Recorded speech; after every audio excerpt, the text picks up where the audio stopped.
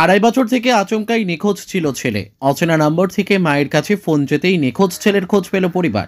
ছেলেকে ফিরিয়ে নিতে কানপুর থেকে রওনা দিয়েছে পরিবারের সদস্যরা। নিখোঁজ হয়ে যাওয়ার ছেলের পরিবারের খোঁজ করে দিল ধূপগুড়ির তরুণ লাবু এরশাদ। ছেলের সন্ধান পেয়ে ফোনেই কান্নায় ভেঙে পড়ে উদ্ধার তরুণের দাদা ও মা। জানা যায়, রবিবার রাতে প্রতিবেশী ভাইয়ের ছেলেকে নিয়ে ধূপগুড়ি মহকুমা হাসপাতালে চিকিৎসক দেখাতে গিয়েছিলেন লাবু এরশাদ।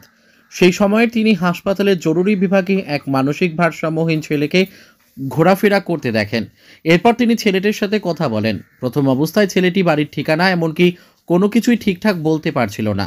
পরবর্তীতে অনেক বোঝানোর পর একটি মোবাইল নম্বরে ফোন করতে বলেন।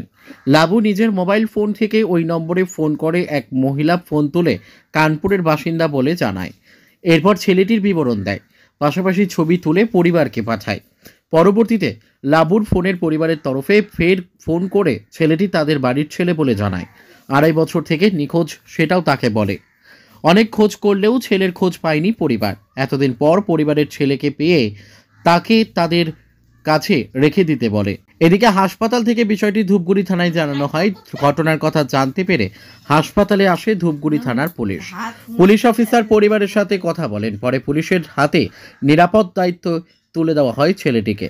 পরিবারের সদস্যরা কানপুর থেকে ইতিমধ্যেই ধূপগুড়ির উদ্দেশ্যে রওনা দিয়েছে বলে জানা গিয়েছে। ধূপগুড়ি থেকে ভাস্কর মহন্তের রিপোর্ট, আমাদের টিভি।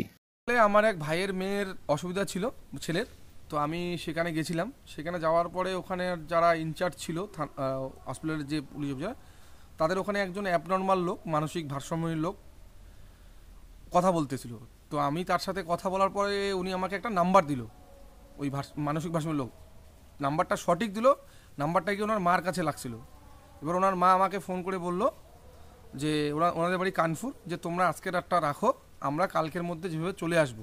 শেষ পর্যন্ত কি হয়েছে? পুলিশকে শেষ পর্যন্ত ধূপগুড়ি থানাকে হ্যান্ডওভার করা হলো। ধূপগুড়ি থানাকে হ্যান্ডওভার করা হলো। ওই পরিবার কি জানালো? ওই পরিবার জানালো আমরা যত তাড়াতাড়ি সম্ভব চলে আসবো, তোমরা শুধু আমাদের বাচ্চা ছেলেকে রেখে দিও। সেটা কবে থেকে নিখোঁজ বা কিছু? ছেলেটা আড়াই বছর থেকে নিখোঁজ।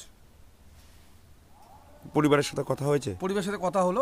পরিবারের ওর মার সাথে, মানে মানসিক ভারসাম্য যে ব্যক্তি, তার মার সাথে কথা হয়েছে, তার দাদার সাথে কথা হয়েছে।